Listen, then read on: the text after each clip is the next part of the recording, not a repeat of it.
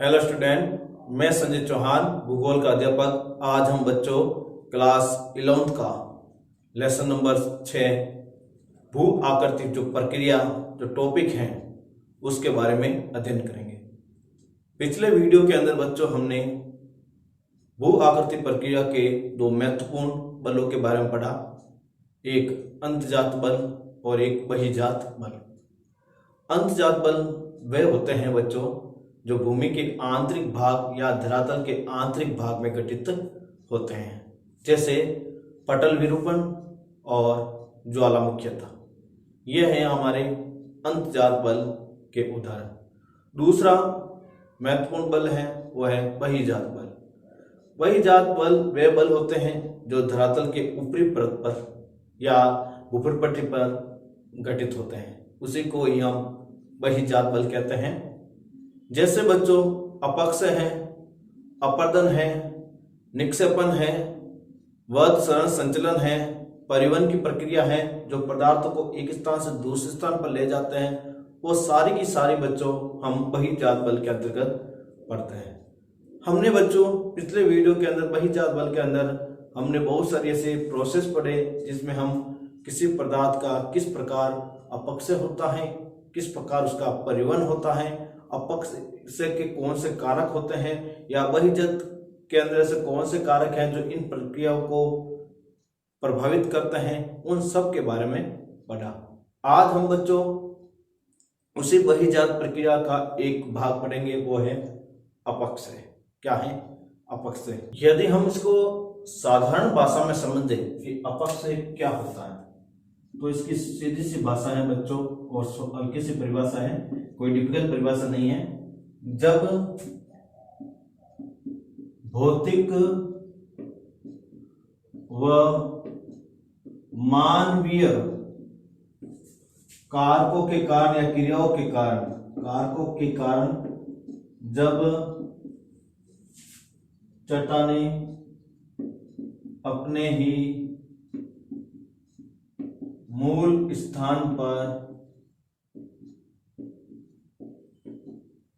टूटकर बिखर जाती हैं,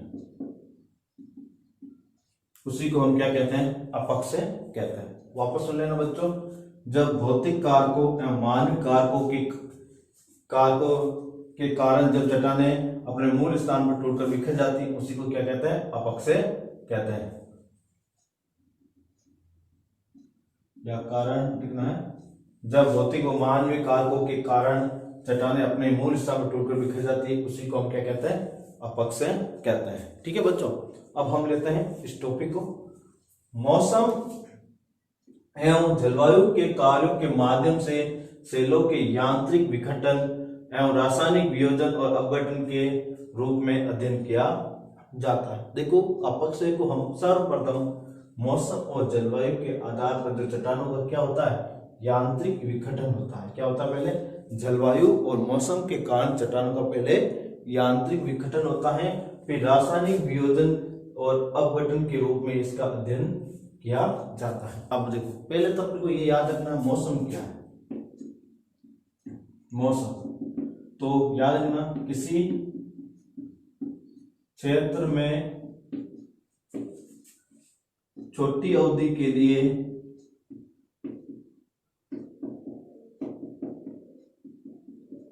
जलवायु में होने वाला परिवर्तन यह होता है मौसम। किसी क्षेत्र में छोटी अवधि के लिए जलवायु में होने वाला परिवर्तन क्या कहलाता है? मौसम कहलाता है। क्या कहलाता है बच्चों? मौसम। यदि जलवायु के बारे में पूछते हैं तो किसी क्षेत्र में लंबी अवधि के लिए जलवायु में होने वाला परिवर्तन क्या कहलाता है? जलवायु कहलाता है। तो मौसम क्या हुआ, किसी क्षेत्र में छोटी अवधि के लिए जलवायु में होने वाला परिवर्तन मौसम कहलाता है। जलवायु किसी क्षेत्र में लंबी अवधि के लिए जलवायु होने वाला परिवर्तन क्या कहलाता है, जलवायु कहलाता है। देखो मौसम और जलवायु किस तरह किसी पदार्थ को तोड़ते हैं उसके बारे में अब आपको मैं समझाता हूँ। जैसे कि एग्जाम्पल के रूप में हम देखते हैं कि जलवायु और मौसम के आधार पर हम किस तरह इसका वियोजन करेंगे, किस तरह ये तोड़ते हैं, उसके बारे में हम विस्तार से देखते हैं। सबसे पहले जलवायु के कारक हैं जैसे सूर्य तत्व। क्या है, सूर्य तत्व या ताप। ठीक है बच्चों, ये सूर्य ताप है और सूर्य ताप के दो प्रवृत्ति होती है। दिन के समय सूर्य बहुत ही गर्म हो जाता है और रात के समय समाप्त होने के बाद वातावरण वहां का ठंडा हो जाता है। जब सूर्य उदय होता है और अस्त होता है, उदय होता है और अस्त होता है बच्चों, उसके बीच में ये चट्टानें क्या होती है, गर्म हो जाती है। चट्टानें क्या हो जाती है, गर्म। जब सूर्य उदय होता है उसके बाद उस क्षेत्र के अंदर तापमान धीरे धीरे बढ़ने लगता है। तापमान बढ़ने के कारण ये चट्टानें क्या हो जाती है, गर्म हो जाती है। और जब चट्टानें गर्म होती है तो गर्म होकर क्या करती है, क्या करती है, फैलती है, विस्तारित होती है। और ये जब प्रक्रिया बार बार होती है तो उसी दौरान इन चट्टानों के अंदर क्या पैदा हो जाती है,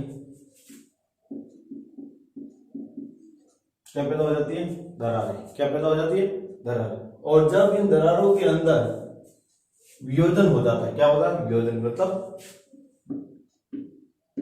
उसमें क्या भर जाता है, दरारों में जल। क्या भर जाता है, जल। जब वर्षा का जल होता है वो इन दरारों के अंदर घुस जाता है तो इस दरार को और क्या कर देता है, मोटी कर देता है, जिसके कारण वो चट्टान धीरे धीरे टूटकर उसका वियोजन हो जाता है। इस तरह भी होता है। और काफी बार इन चट्टानों के अंदर पाए जाने वाले जैसे विभिन्न प्रकार के जो तत्व होते हैं, जैसे सोडियम का तत्व होता है,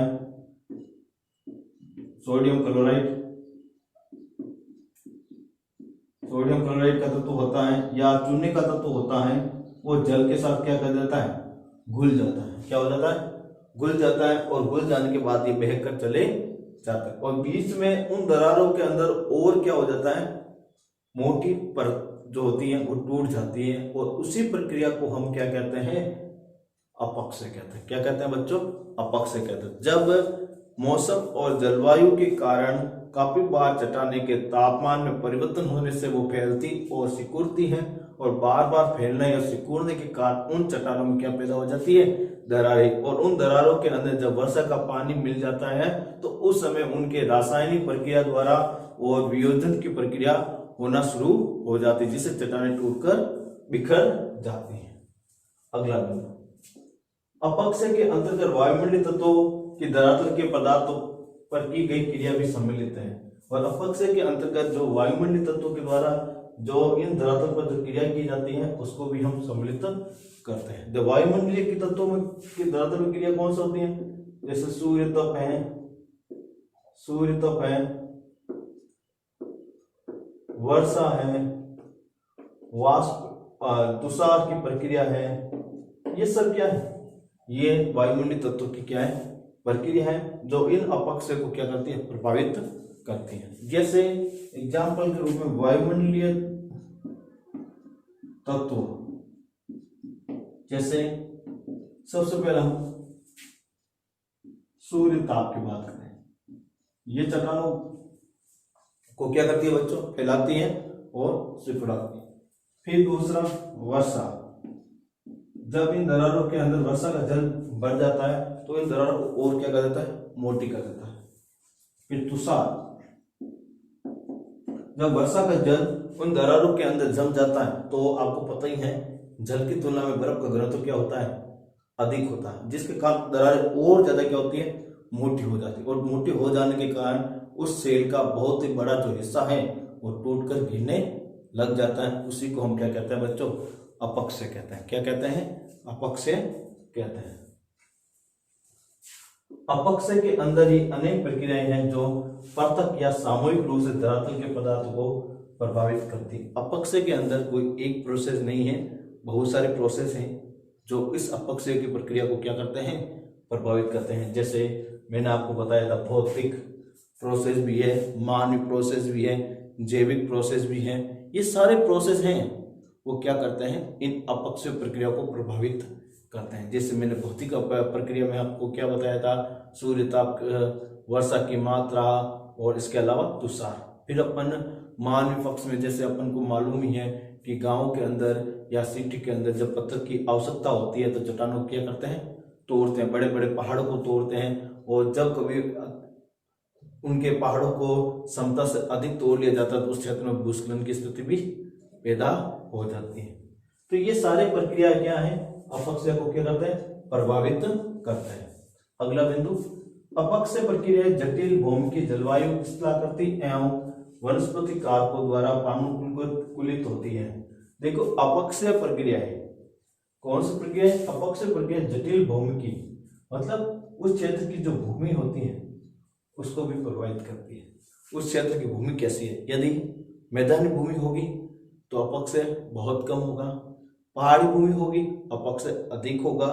ठीक है, जलवायु होती है वो उस क्षेत्र की अपक्षय क्रिया को क्या करता है, प्रभावित करता है। आपको पता ही है जो अपक्षय प्रक्रिया होती है वो ज्यादातर वर्षा के मौसम में ज्यादा देखने को मिलती है। कौन से मौसम में ज्यादा देखने को मिलती है, वर्षा के मौसम में ज्यादा देखने को मिलती है। और स्थलाकृति, और उस क्षेत्र की स्थलाकृति कैसी है और उस क्षेत्र के अंदर वनस्पति कैसी है, वो सब के सब ये अपक्षय प्रक्रिया को क्या करती हैं, प्रभावित करती रहती है।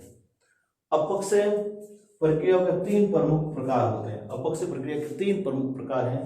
पहला रासायनिक, दूसरा भौतिक या यांत्रिक, तीसरा जैविक। याद रखना बच्चों, रासायनिक अपक्षय प्रक्रियाओं के कितने प्रमुख घटक हैं या प्रकार हैं, तो याद रखना, पहला रासायनिक, दूसरा भौतिक या यांत्रिक, तीसरा जैविक। ये तीनों के तीनों जो कारक हैं वो रासायनिक, भौतिक और जैविक, वो अपक्षय प्रक्रिया को क्या करता है बच्चों, प्रभावित करते हैं। जैसे आपको मैं उदाहरण के रूप में समझाता हूं ये किस तरह प्रभावित करते हैं। क्योंकि रासायनिक प्रक्रिया में आप सबसे पहले आप लेते हैं रासायनिक प्रक्रिया। ठीक है, अब रासायनिक प्रक्रिया में क्या होता है, मान लो कि किसी चट्टान के अंदर क्या पाया गया, कैल्शियम कार्बोनेट CaCO3। ठीक है, और उस क्षेत्र के अंदर क्या बह रही है, नदी। क्या बह रही है, नदी। ठीक है, यदि किसी चट्टान के अंदर कौन सा तत्व है, कैल्शियम कार्बोनेट है, उस क्षेत्र में क्या बह रही है, नदी। और नदी क्या करती है, नदी का जो जल होता है, वो इस चट्टान के अंदर पाए जाने वाले जो कैल्शियम कार्बोनेट के जो तत्व है, वो अपने अंदर क्या कर लेती, घोल लेती है। क्या कर लेती है, घोल लेती है। वापस सुन लेना, किसी चट्टान के अंदर कैल्शियम कार्बोनेट के तत्व हैं और उस क्षेत्र में क्या बह रही, कोई नदी बह रही, और वह नदी जब इन चट्टानों को अंदर से निकलती है या चट्टानों से गुजरती है तो इसके अंदर पाए जाने वाले जो कैल्शियम कार्बोनेट के जो तत्व हैं वो अपने जल के अंदर क्या कर लेती है, घोल लेती है। अब घोलकर वो दूसरे क्षेत्र में प्रवाहित करके ले जाती है, दूसरे क्षेत्र प्रवाहित करके क्या कर देती है, वो लेकर चली जाती है। अब पीछे ये चट्टान बची और इस चट्टान में से कौन सा तत्व निकल चुका है, कैल्शियम कार्बोनेट। अब कैल्शियम कार्बोनेट निकलने के बाद इस चट्टान के अंदर कैल्शियम कार्बोनेट ज्यादा से निकला, वहां पर क्या हो जाता है, खाली स्थान हो जाते हैं। क्या हो जाता है, खाली स्थान हो जाता है। और खाली स्थान हो जाने के बाद वो चट्टान उस खाली स्थान के कारण टूटकर बिखरना शुरू हो जाती है। उस अपक्षय को हम क्या कहेंगे, रासायनिक अपक्षय। क्या कहेंगे बच्चों, रासायनिक अपक्षय। ठीक है बच्चों, अब दूसरा कौन सा है, भौतिक या यांत्रिक अपक्षय। अब भौतिक या यांत्रिक अपक्षय के बारे में हम समझते हैं कैसा होता है। ये भी बहुत ही सिंपल तरीके से है। जैसे ये चट्टान है, क्या है बच्चों, चट्टान का एक पर्वत का हिस्सा है जहां पर सूर्य का ये प्रकाश गिर रहा है। क्या हुआ, सूर्य का प्रकाश गिर रहा है। जैसे ये सनलाइट आ रही है आपके इस पर्वत के ऊपर, और आपको पता ही है सनलाइट से ये तो क्या हो जाएगा, चट्टान क्या हो जाएगी, गर्म हो जाएगी। क्या हो जाएगी, गर्म। जब ये चट्टान सूर्य के प्रकाश से गर्म होगी, और गर्म होने के बाद कोई भी वस्तु होती है वो क्या होती है, फैलती है। क्या होती है, फैलती है।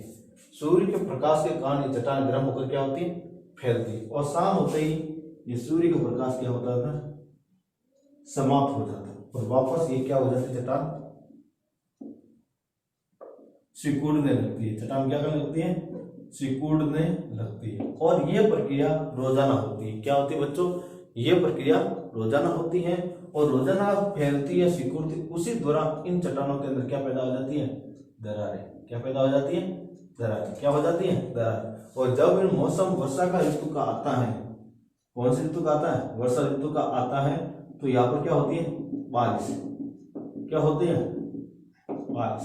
और बारिश जब होती है तो इन दरारों के अंदर क्या हो जाता है, पानी भर जाता है। क्या हो जाता है बच्चों, पानी भर जाता है। तो एक तो सूर्य तप हो गया भौतिक में, एक हो गया वर्षा। और इन पानी भर जाने के कारण ये जो दरारें थी, दरारें वो और ज्यादा क्या होती है, मोटी होती है। क्या होती है, मोटी होती है। लेकिन जब सर्दी का मौसम आता है तो इन दरारों के अंदर जो भरा हुआ पानी होता है वो किसका रूप ले लेता है, बर्फ का।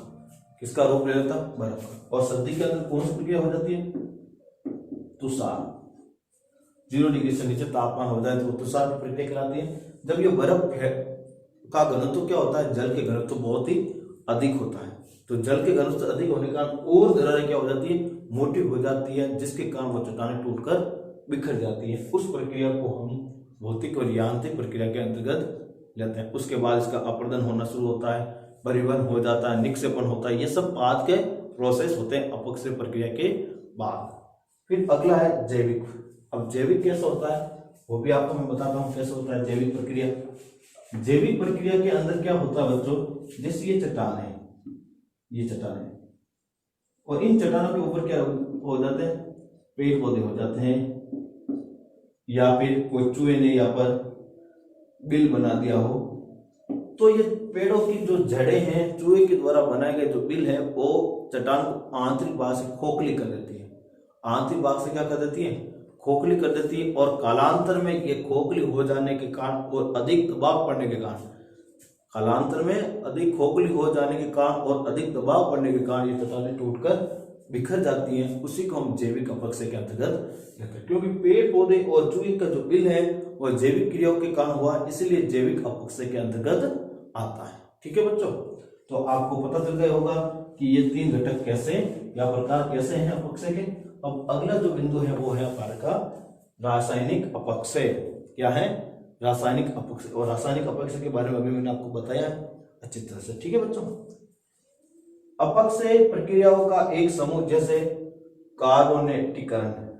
क्या है, कार्बोनेटीकरण। अब कार्बोनेटीकरण क्या है पहले ये देखिए, कार्बोनेटीकरण। देखो, जब याद रखना कार्बोनेट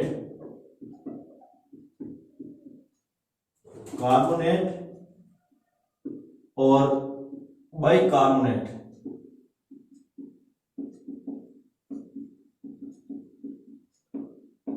जब कार्बोनेट और बाइकार्बोनेट जब जल के साथ अभिक्रिया करके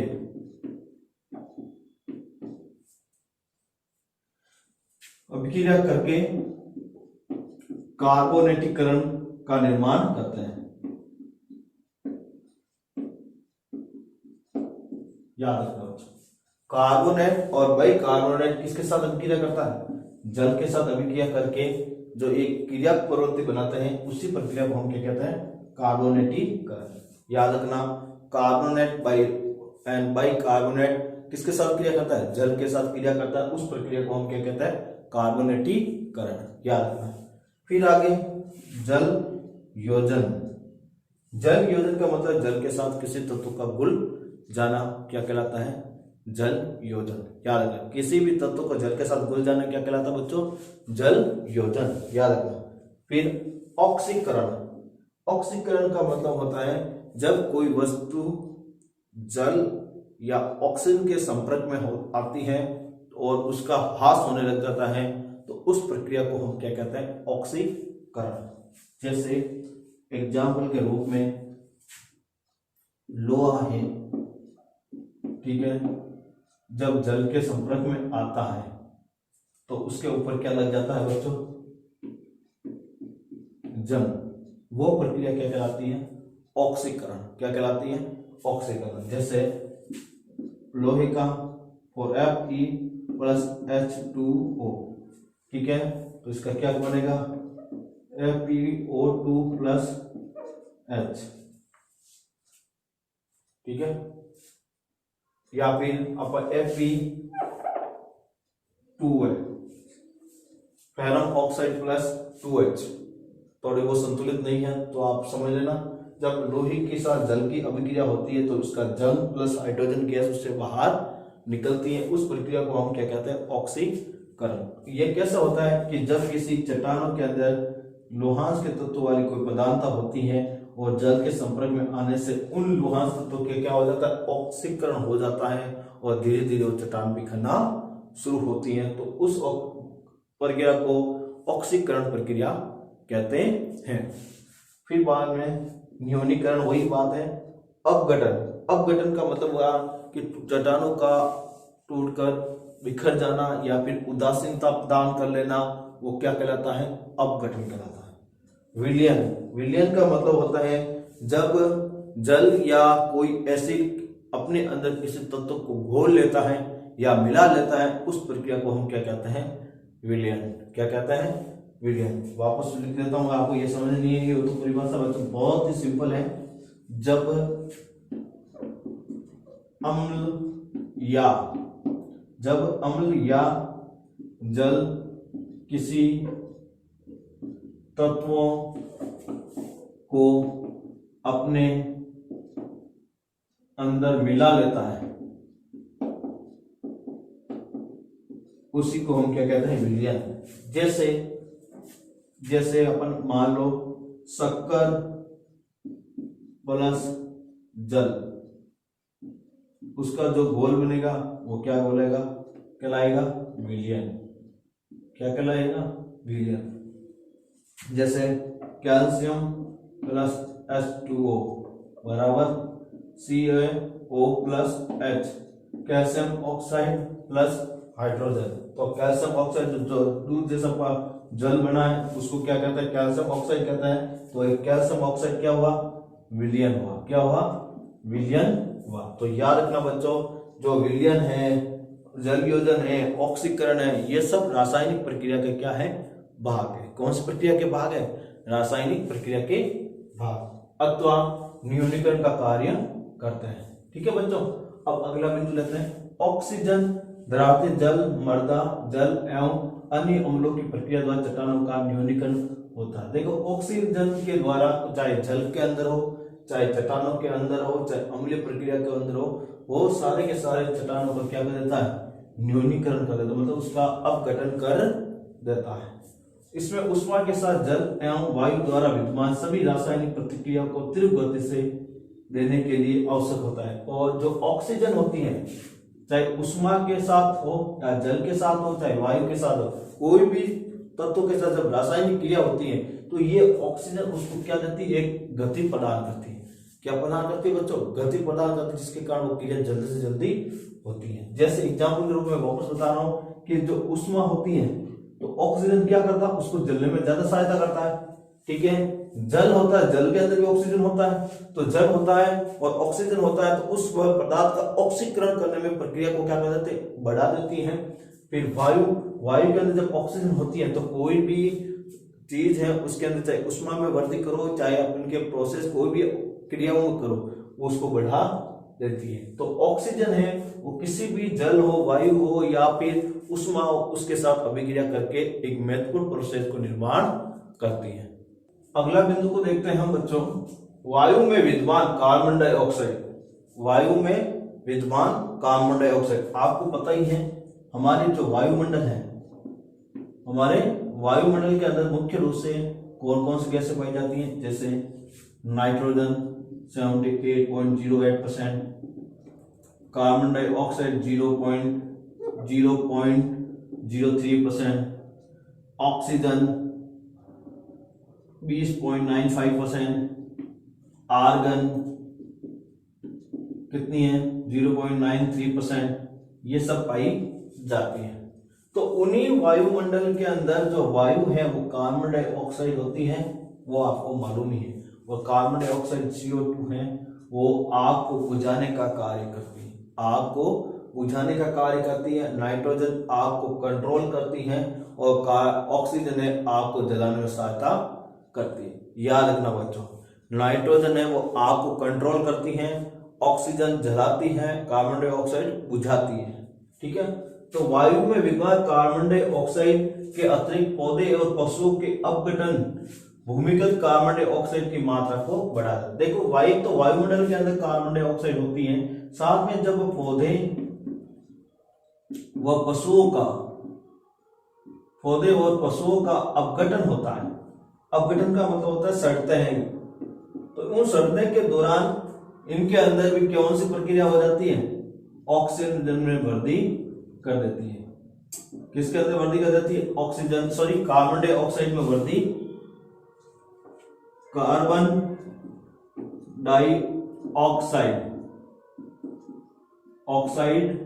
में वृद्धि कर देती है। तो याद रखना, जब पौधे और पशु सड़ते हैं तो उस सड़ने के दौरान उनमें से कुछ गैसें निकलती है, जैसे मीथेन है, कार्बन डाइऑक्साइड है, वो सारी गैसें वायुमंडल के अंदर कार्बन डाइऑक्साइड की मात्रा बढ़ा देती है। और जब वायुमंडल में कार्बन डाइऑक्साइड की मात्रा बढ़ जाती है तो हमारे जीवों और प्राणियों और वनस्पतियों के लिए बहुत ही खतरनाक माना जाता है, क्योंकि यदि ये गैस बढ़ती गई तो भूमंडलीय तापमान में क्या हो जाएगी, वृद्धि हो जाएगी, ओजोन परत का ह्रास हो जाएगा, जिससे सूर्य के आने वाली जो किरणें हैं वो सीधी धरातल पर पहुंचेगी, जिससे हमें विभिन्न प्रकार के रोग, वनस्पति का ह्रास और प्राणियों का ह्रास भी होने लग जाएगा। इसीलिए बच्चों, यदि वातावरण में कार्बन डाइऑक्साइड की मात्रा बढ़ती है तो जीवन के लिए बहुत ही बड़ा खतरा है। आपको पता ही है आजकल लोग आधुनिक सुविधा के उपभोग के चक्कर में CFC का बहुत ही ज्यादा उपयोग कर रहा है, जिसका सीधा प्रभाव हमारे ओजोन परत के ऊपर देखने को मिल रहा है। किसके ऊपर देखने को मिल रहा है, ओजोन परत पर। ठीक है बच्चों, तो आज हमने बच्चों क्या पढ़ा, अपक्षय और रासायनिक प्रक्रिया। अब हम जो अगला जो बिंदु है वो लेंगे घोल या विलयन क्या है, और घोल और विलयन किस तरह अपक्षय प्रक्रिया को निर्धारित करते हैं या अपक्षय प्रक्रिया होती है, उसका हम विस्तार के साथ अध्ययन करेंगे। Thank you.